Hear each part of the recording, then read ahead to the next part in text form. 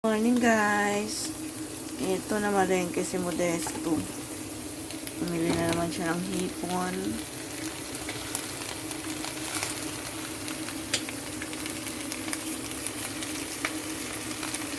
All time favorites hipon. At nag-ano po siya ng galunggong. Daing ibibilad niya yata to. At ayan, nakalagay po sa mga ice cream.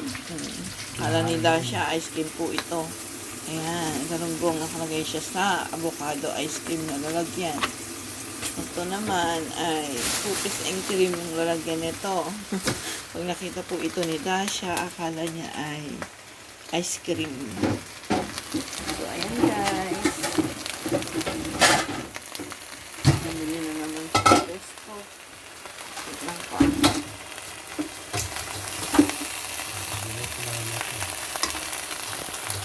Ano dito? Hindi ko po siya pinamili ng madami kasi punong-puno po yung aming freezer ng mga siomai na naman. So, ito pa po pala. Mga favorite ko po ito. Nako. Alimasag at saka hipon.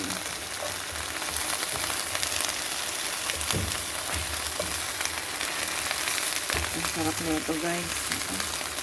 Pag ganito ang pagkain, nakaparami po ako ng kain.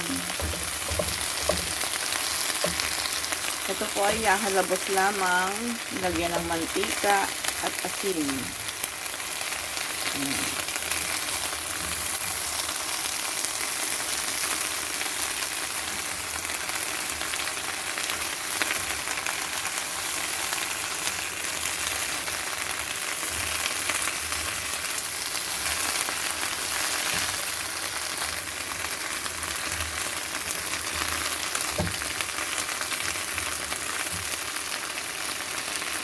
Ayan guys.